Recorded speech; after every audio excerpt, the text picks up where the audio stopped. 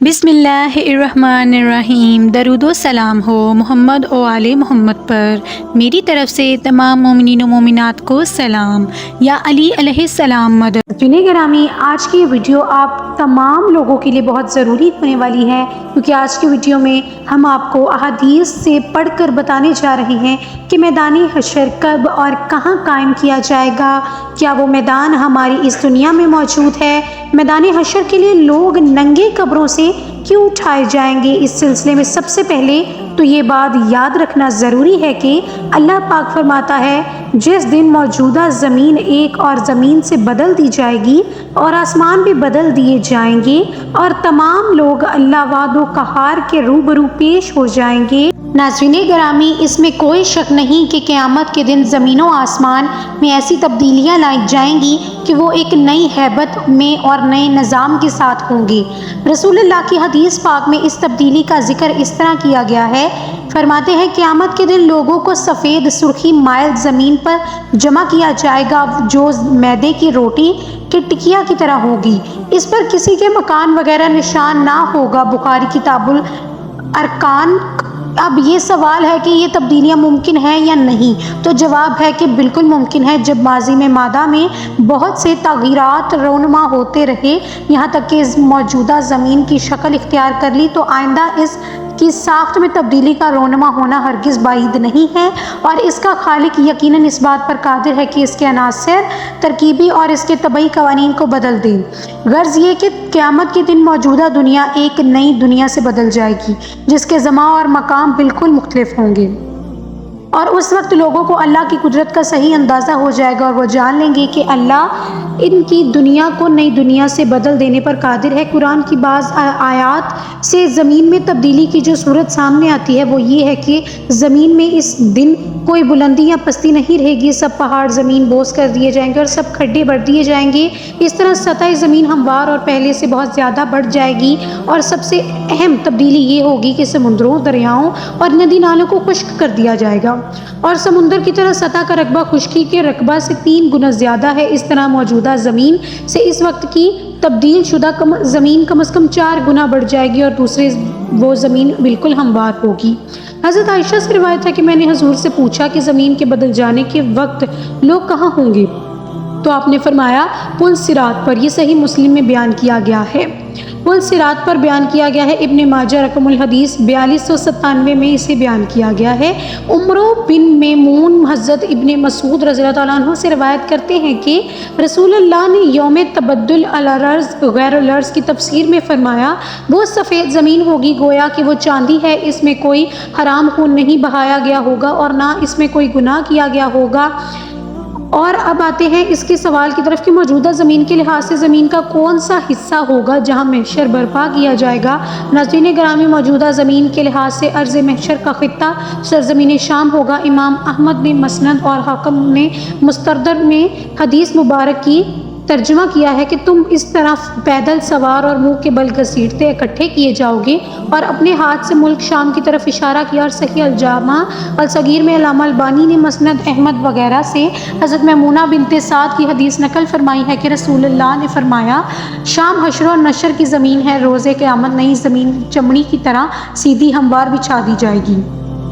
قرآن پاک میں ارشاد ہے، اور جس دن زمین کھینچ یعنی بچھا دی جائے گی، اس کی تفسیر میں امام ابن کثیر نے ابن جزیر کے حوالے سے روایت بیان کی ہے کہ نبی کریم نے فرمایا کہ جب قیامت کا دن ہوگا تو چمڑے کی طرح زمین کو کھینچ کر پھیلا دیا جائے گا، پھر کسی آدمی کے لیے 2 قدموں کے رکھنے سے زیادہ جگہ نہیں ہوگی، پھر سب سے پہلے مجھے پکارا جائے گا۔ مسند احمد کی روایت میں ہے کہ حضرت میمونہ ایک مرتبہ بارگاہ نبوت میں عرض کیا کہ اے اللہ کے نبی، ہمیں بیت المقدس کے متعلق کچھ بتائیے۔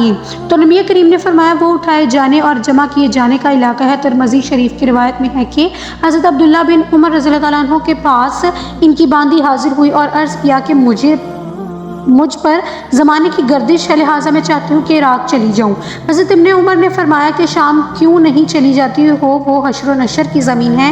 مذکورہ روایت سے معلوم ہوتا ہے کہ میدان محشر شام کے علاقہ میں قائم ہوگا، نہ کہ میدان عرفت میں، اس لیے کہ بیت المقدس کے علاقہ سے مراد پورا علاقہ شام لیا جاتا تھا، جیسا کہ ترمذی شریف کی روایت سے واضح ہوتا ہے۔ معلوم ہونا چاہیے کہ حدیث مبارکہ میں جس خطۂ ارضی کو شام کہا گیا ہے، اس کی جغرافیائی حدود اس مملکت سے بہت وسیع ہے جسے آج کل دنیا ملک شام کے نام سے جانتی ہے۔ اس سے پہلے شام کے نام میں موجودہ خطۂ ارضی میں فلسطین، اسرائیل، موجودہ شام، اردن، لبنان، سائپرس اور ترکی کا ایک صوبہ بھی شامل تھا۔ البتہ اس کا تعین نہیں ہے کہ علاقہ شام کے کس مقام پر محشر قائم ہوگا۔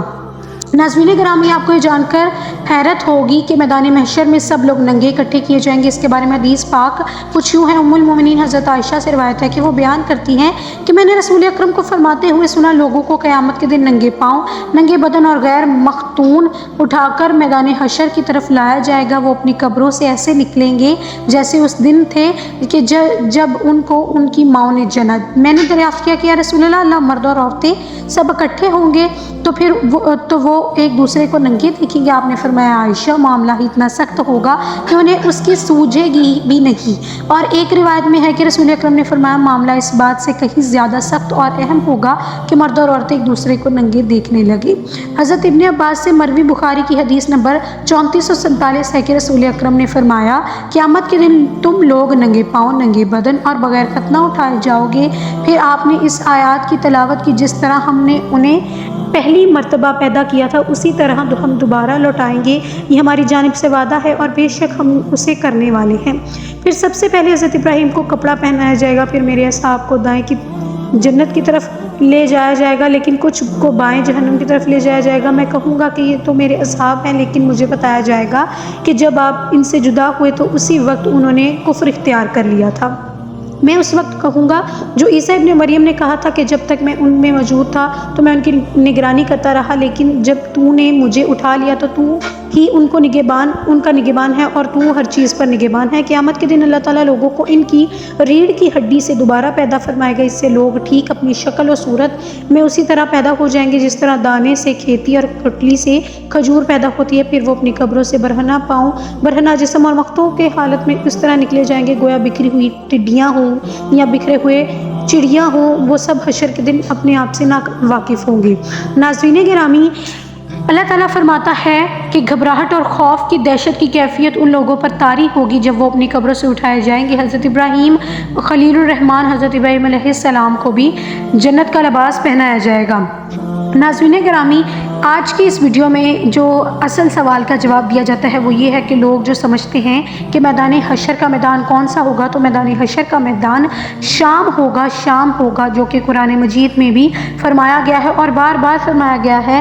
اور اللہ تعالیٰ فرماتا ہے کہ تم میری کون کون سی نعمتوں کو جھٹلاؤ گے، یعنی آج کی دنیا میں ہم اللہ تعالیٰ کی اگر کوئی بھی نعمتوں کو جھٹلا رہے ہیں تو ہمیں محشر کے دن ان سب کا جواب دینا پڑے گا۔ اگر ہم نماز قضا کرتے ہیں، اگر ہم روزے نہیں رکھتے، زکوٰۃ نہیں دیتے، اگر ہم یہ سب کام نہیں کرتے تو ان سب کا جواب ہمیں روز محشر اللہ تعالیٰ کو دینا ہوگا۔ اور ہمیں چاہیے کہ ہم ان سب چیزوں پر عمل کریں اور اللہ تعالیٰ کی عبادت کریں تاکہ ہمیں اس زندگی میں بھی کامیابی مل جائے اور آخرت میں بھی کامیابی مل جائے اور ہم اپنی زندگیوں سے خوشخبری لے کر سرخرو ہو سکیں۔ ناظرین گرامی، یہ تھی ہماری آج کی ویڈیو اور امید کرتے ہیں کہ آج کی ویڈیو آپ کو ضرور پسند آئی ہوگی۔ اگر اچھی لگے تو آپ اسے لائک کر دیجیے گا، اپنے دوستوں میں شیئر کر دیجیے گا، اور اگر اسی طرح کی مزید ویڈیوز دیکھنا چاہتے ہیں تو آپ ہمارے چینل کو سبسکرائب کر سکتے ہیں۔ امید کرتی ہوں کہ آج کی ویڈیو سے جو سوالات آپ کے ذہن میں ہوں گے وہ آپ کو ضرور مل گئے ہوں گے، اور اگر جن کا نہیں جواب ملا تو آپ کوئی سا بھی سوال کامنٹ سیکشن میں لکھ کر ہم سے پوچھ سکتے ہیں کہ اس کا جواب قرآن و حدیث سے ہم آپ کو دیں، تو ہم ضرور ڈھونڈ کر آپ تک پہنچائیں گے۔ امید کرتے ہیں آج کی ویڈیو آپ کو اچھی لگی ہوگی۔ آپ سے اجازت چاہتے ہیں، ایک نئی ویڈیو لے کر آپ کی خدمت میں ضرور حاضر ہوں گے۔ درود و سلام ہو محمد و آل محمد پر۔